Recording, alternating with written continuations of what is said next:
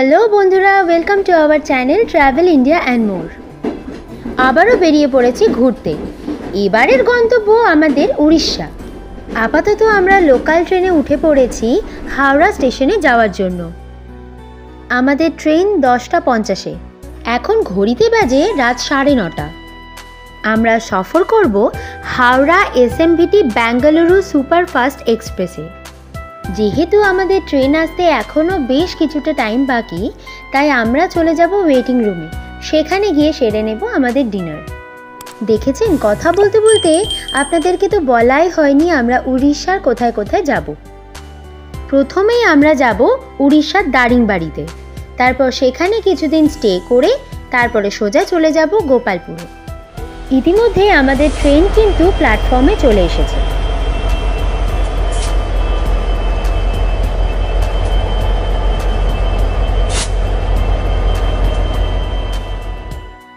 দারিংবাড়ি নিয়ে positive negative সব রকমই ফিডব্যাক পেয়েছি।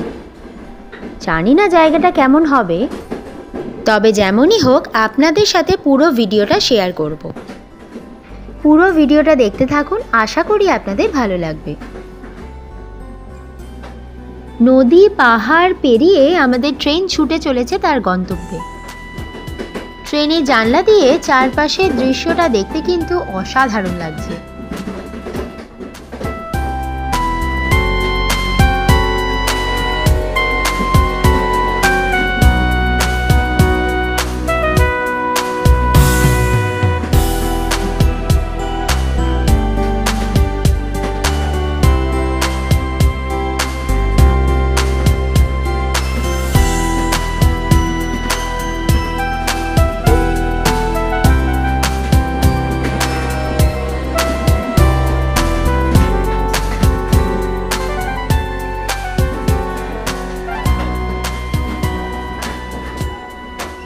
এই দেখুন, এটা হলো চিল্কা হ্রদ।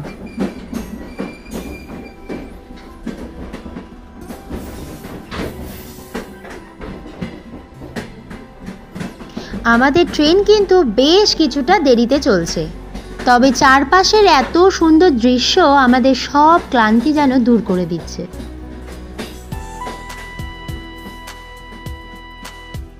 অবশেষে আমরা পৌঁছলাম ব্রহ্মপুর স্টেশনে। মোটামুটি 12:40-এ স্টেশনে নেমেছি, বলরামপুর স্টেশনে।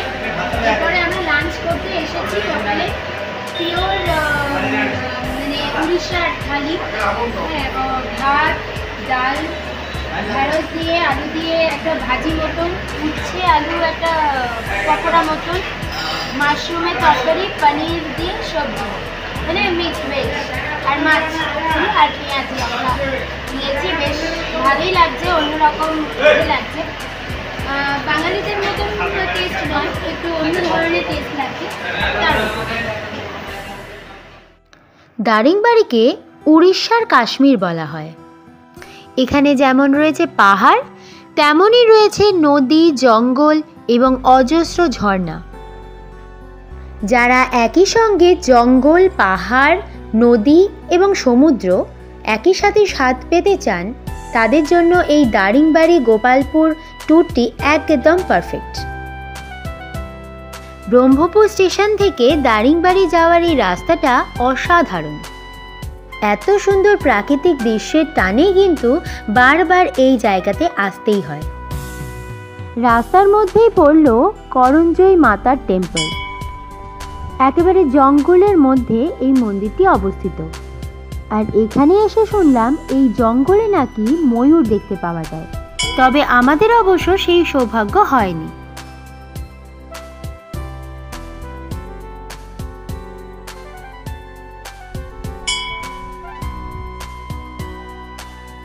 মন্দিরটি বন্ধ থাকায় আমরা ভেতরে প্রবেশ করতে পারিনি, তাই জন্য আপনাদেরকেও বাইরে থেকেই দেখালাম।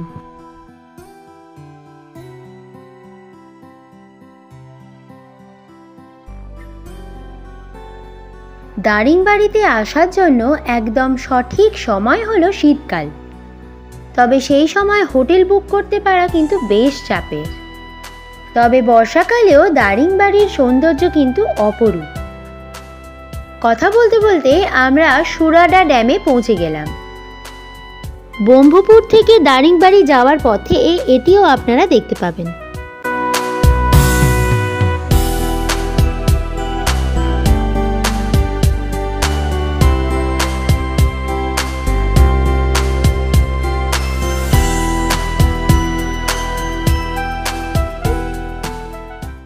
এটি হলো সুরাডা জলাধার।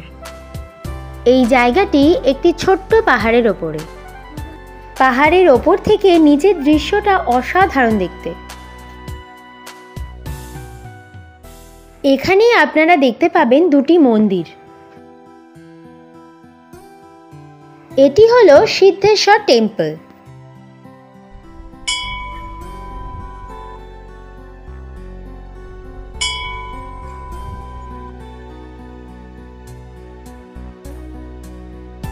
এটি হলো মা খুন্তেশ্বরী টেম্পল। এই জায়গাতে এলে বেশ কিছুটা সময় হাতে নিয়ে আসতে হবে।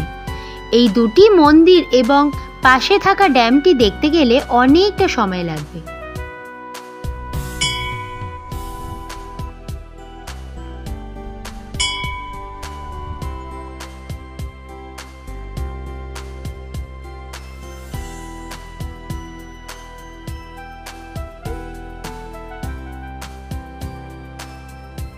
আবারও আমরা চলেছি দারিংবাড়ির পথে।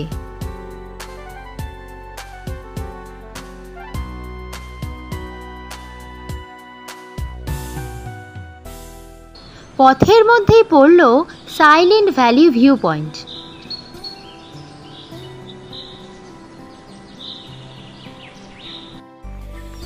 অবশেষে আমরা চলে এলাম দারিংবাড়িতে। এটা হলো দারিংবাড়ি সানসেট পয়েন্ট। এখান থেকে সূর্যাস্ত দেখতে বেশ দারুণ লাগে।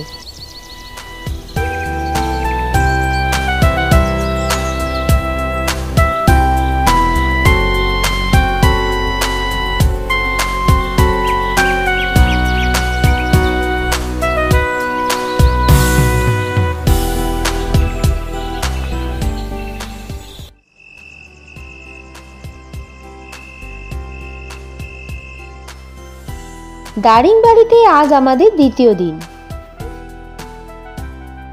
আমরা সকাল সকাল ব্রেকফাস্ট সেরে বেরিয়ে পড়েছি সাইট সিন করতে। প্রথমে আমরা যাব কফি গার্ডেন দেখতে।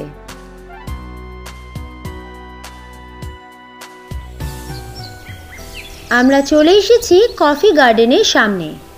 কফি গার্ডেনের প্রবেশপথের সামনেই কফি, বিভিন্ন রকমের মশলা প্যাকেট করে বিক্রি হচ্ছে।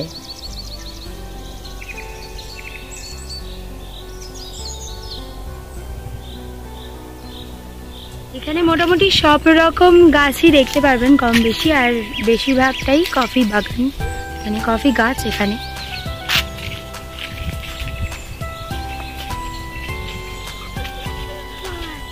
কত পুরনো পুরনো সব গাছ, আর এত গাছের মধ্যে দিয়ে যাচ্ছি বলে ওয়েদারটা বেশ মানে গরম মনেই হচ্ছে না যে গরমকাল।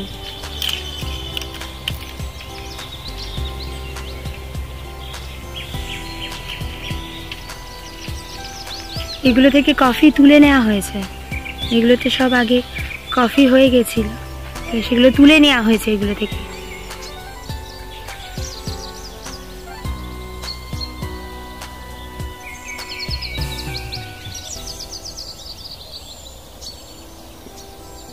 এখন আমি আমাদের সবথেকে বড় লিডারকে ফলো করতে করতে এগিয়ে চলেছি।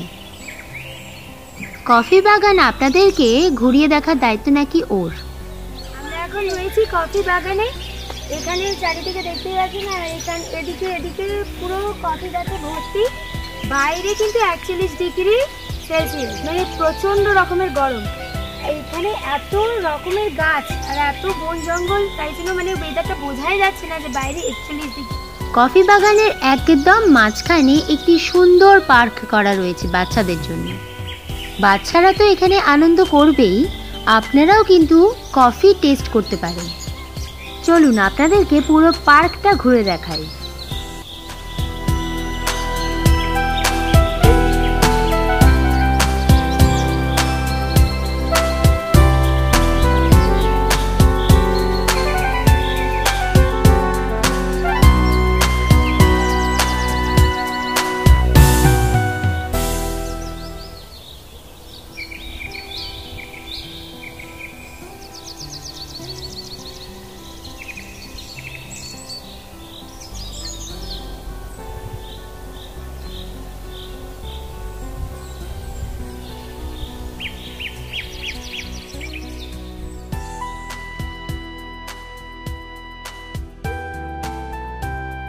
কফি বাগানের উল্টো দিকে রয়েছে পাইন ফরেস্ট।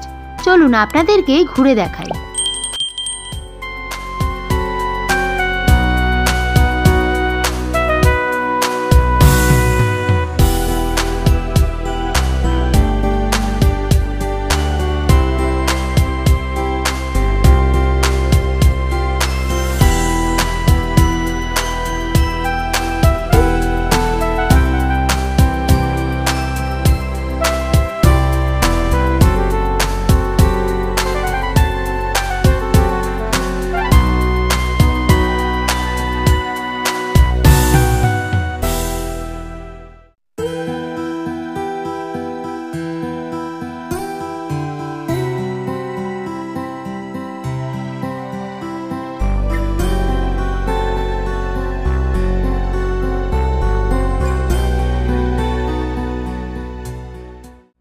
এরপর আমরা আরও বেশ কিছু সাইট সিন করব, তবে সেগুলো একটু দূরে, তাই আপনারা পুরো ভিডিওটা দেখতে থাকুন।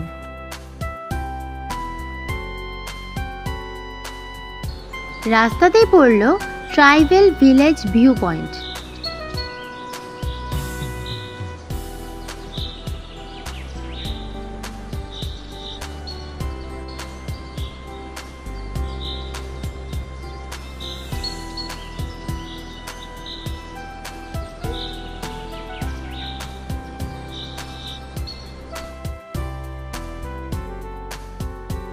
এখন আমরা যাচ্ছি মিগুমা ওয়াটারফলস দেখতে।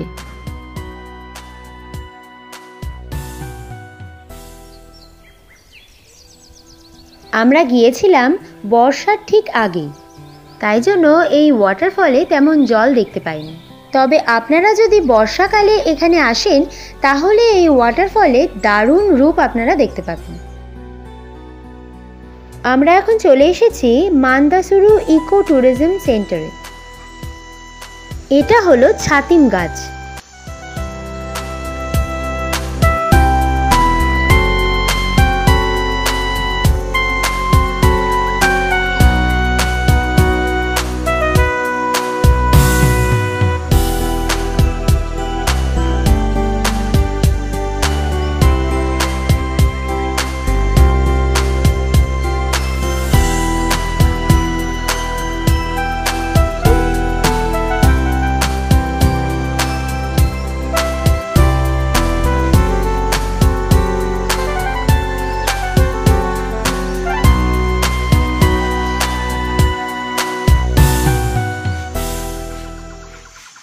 এখানে রয়েছে একটি সুন্দর ভিউ পয়েন্ট।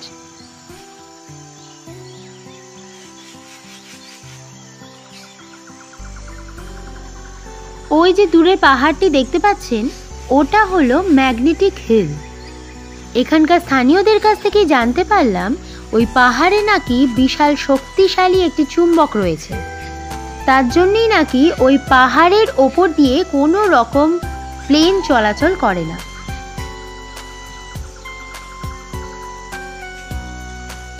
এখানে এসে আপনারা লাঞ্চ করতে পারেন, আর তার সাথে রয়েছে একটি ছোট পার্কও। এখানে এলে বেশ কিছুটা সুন্দর সময় আপনারা কাটাতে পারবেন।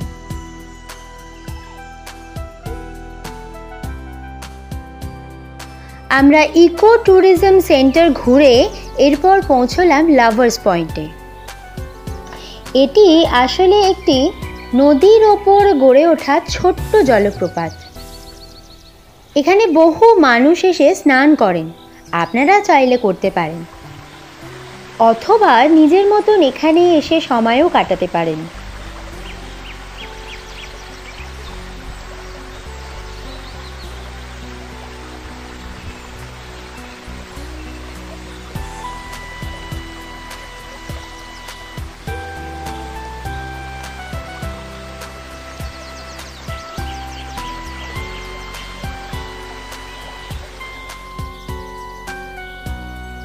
এরপর আমরা লাভার্স পয়েন্ট ঘুরে চলে এলাম এমু পার্কে। এখানে প্রচুর এমু পাখি রয়েছে, বাচ্চাদের তাই জন্য ভীষণ আনন্দ লাগবে। এছাড়া এখানে থাকারও ব্যবস্থা রয়েছে, চাইলে আপনারা এখানেও থাকতে পারেন।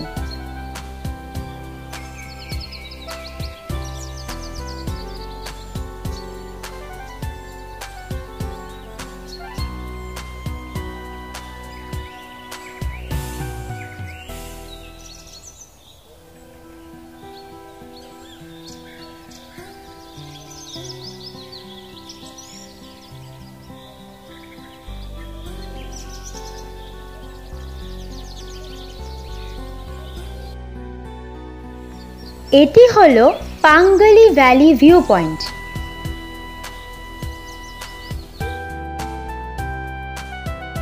ঘড়িতে বাজে দুপুর 3টে। দুপুরবেলা আমরা আমাদের লাঞ্চ সারতে চলে এলাম হোটেলে। এটা হলো হোটেলের ছাদ থেকে চারদিকের ভিউ।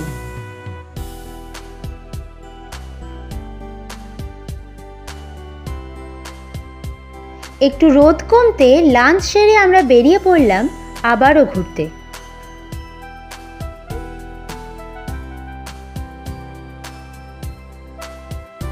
আমরা চলে এলাম হিল ভিউ পার্কে। এটি একটি সুন্দর সাজানো গোছানো পার্ক। ছোট বড় সকলেরই ভালো লাগবে এখানে এলে। চলুন আপনাদেরকে পার্কটা একটু ঘুরে দেখাই।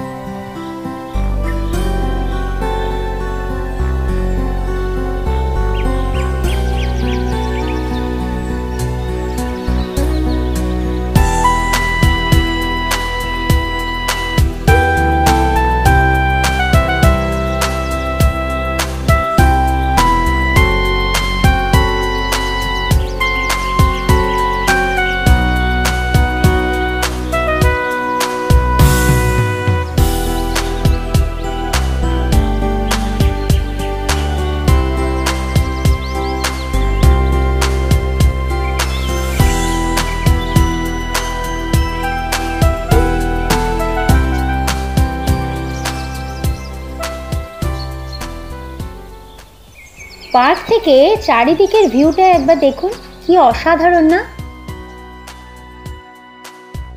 হিল ভিউ পার্কের ঠিক উল্টো দিকেই রয়েছে নেচার পার্ক।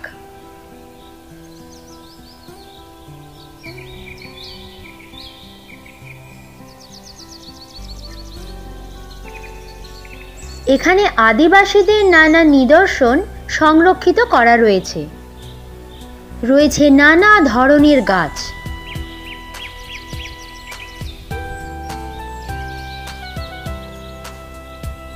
এখানেও বাচ্চাদের খেলার জন্য রয়েছে একটি পার্ক।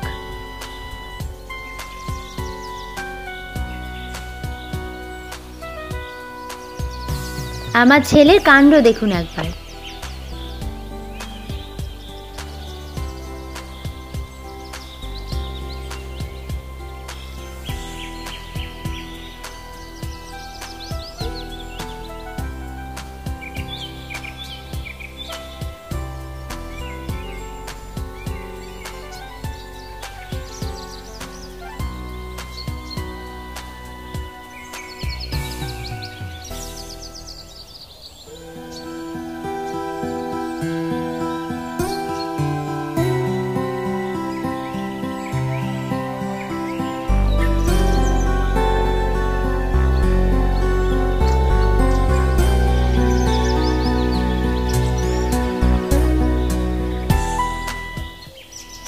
নেচার পার্কে এসে আমার ছেলের নেচারের সাথে এতটাই মিলে গেছে যে জামা কাপড় সবই ভিজিয়ে ফেলেছে।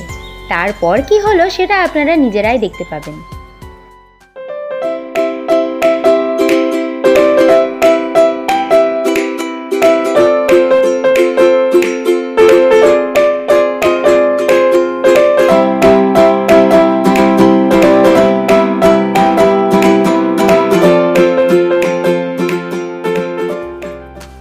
দিনের শেষে আমরা ফিরে এলাম হোটেলে।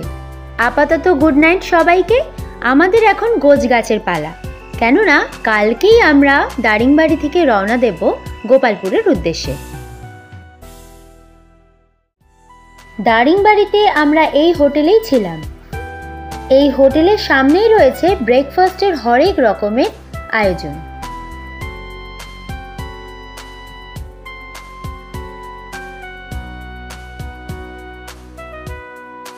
দক্ষিণ ভারতের বেশ কিছু খাবার আপনারা এখানে খেতে পারবেন অতি স্বল্প মূল্যে।